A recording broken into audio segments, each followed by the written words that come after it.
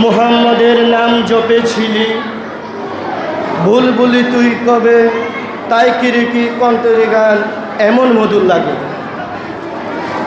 মহান রব্বুল আলামিন যুগে যুগে কালে কালে মানুষের হেদায়েতের জন্য অসংখ্য নবী রাসূল এই পৃথিবীতে প্রেরণ করেছেন, ঠিক কি না? মানুষের হেদায়েতের জন্য তিনি যুগে যুগে কালে কালে অনেক নবী রাসূল প্রেরণ করেছেন। মহান রব্বুল আলামিন জাহিলিয়াতের যুগকে, অন্ধকারের যুগকে আলোকিত করার জন্য তিনি নবী হিসেবে মনোনীত করেছেন। সর্বশেষ নবী হিসেবে তিনি হচ্ছেন আমাদের নবী, আপনাদের নবী, জিন্দা নবী হযরত মুহাম্মদ মুস্তাফা সাল্লাল্লাহু তাআলা আলাইহি ওয়াসাল্লাম। এই নবীকে আল্লাহ 12ই রবিউল আউয়াল এই পৃথিবীতে আগমন করিয়েছেন। সেই খুশিতে আজ আমরা এখানে আনন্দ উদযাপন করছি। ঈদে মিলাদুন্নবী বলতে আমরা খুশিকে বুঝাই। ঈদ অর্থ খুশি, মিলাদ মানে জন্ম। তাহলে নবীর জন্মে আমরা সকলে খুশি। তো খুশি ছিল না কে? শয়তান। সবাই যখন খুশি, শুধু মানুষ না, মানব দানব সকলেই খুশি ছিল। শায়ের খুব সুন্দর করে বলতেছেন তার সুরে, আমরা সবাই জুলুসে যাব, লাখো দরুদ সালাম দিব, দয়াল নবীজির আগমনে খুশির নাচ গেয়ে যাব। এরপরে সুর দিয়ে বলছেন, আমরা সবাই জুলুসে যাব, লাখো দরুদ সালাম দিব, দয়াল নবীজির আগমনে, মায়ার নবীজির আগমনে খুশির নাচ গেয়ে যাব, খুশির নাচ গেয়ে যাব। আমরা সবাই জুলুসে যাব, লাখো দরুদ সালাম দিব, দয়াল নবীজির আগমনে, জিন্দা নবীজির আগমনে খুশির নাচ গেয়ে যাব, খুশির নাচ গেয়ে যাব।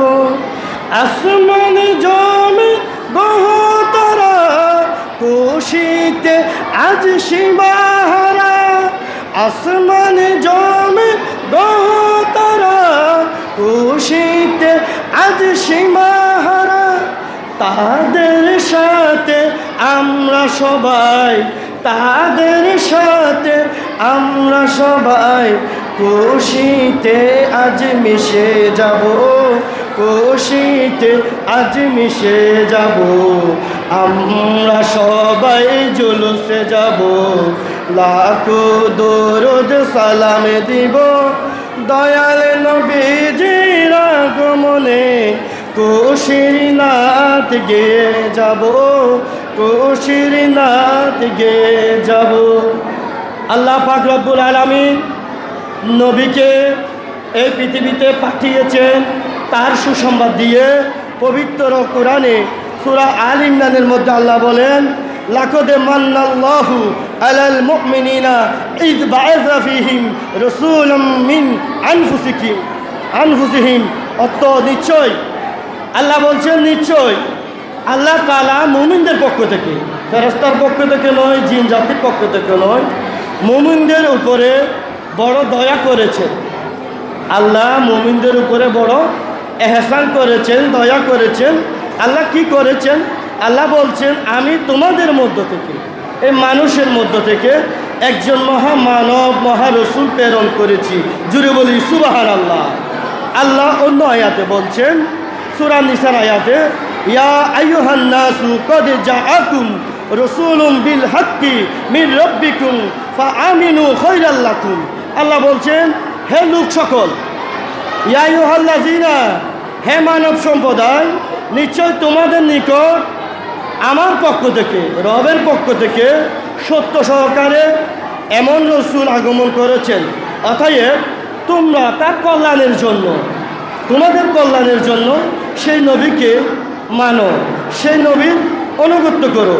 এটা আমার কথা নয়, আল্লাহ কোরআনে বলছেন। সময় সংক্ষিপ্ততার কারণে আরও অনেক আয়াত বাদ দিতে হচ্ছে। আল্লাহ রব্বুল আলামিন নবীকে এই পৃথিবীতে পাঠিয়েছেন রহমত স্বরূপ। আল্লাহ যদি সমস্ত কিছু আমাদের জন্য রহমত হয়, আল্লাহ নির্দিষ্টভাবে একটি রহমতের কথা বলেছেন, সেটি হচ্ছে ওয়ামা আরসালনাকা ইল্লা রাহমাতাল লিল আলামিন। হে রাসূল, আমি আপনাকে সমস্ত জাহানের জন্য, আমার সৃষ্টির কুল কায়নাতের জন্য আমি যেখানে রব, আপনি সেখানে রহমত হিসেবে প্রেরণ করেছি। জুড়ে বলি সুবহানাল্লাহ। আল্লাহ বলেন, আমি যে নিয়ামত দিয়েছি সে নিয়ামতের শুকরিয়া আদায় করতে হবে, সেই নিয়ামত পেয়ে সবাই খুশি উদযাপন করতে হবে। কোরআনের আয়াত, এখানে আল্লাহ বলছেন কোন নিয়ামতের কথা? নবীর চেয়ে বড় নিয়ামত পৃথিবীতে আর হতে পারে না। আল্লাহ নবী বলেছেন, তোমরা মুমিন ততক্ষণ হবে যতক্ষণ পর্যন্ত আমি রসুলকে তোমার পিতা মাতা সন্তান সন্ততি নিজের জানের চেয়ে বড় বেশি ভালোবাসবে না আমি নবীকে, ততক্ষণ তোমরা মুমিন হবে না। এটাই আল্লাহ নবী তার নবুয়তের জমানে বলছেন।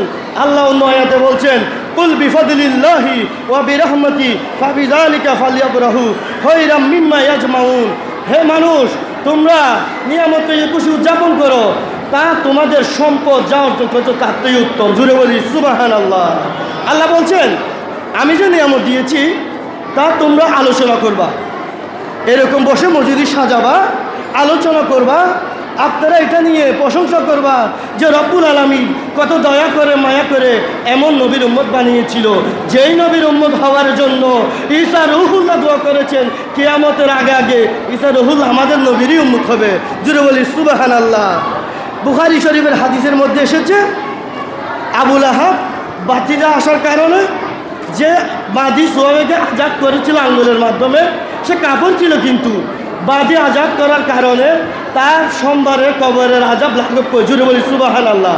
আমরা তো কেউ কাফের নই, আমরা মুসলমান, আমরা আশিকি রসুল, আমরা দাবি করতে পারি আল্লাহ রসুলের সুপারিশ আমাদের একদিন হবে।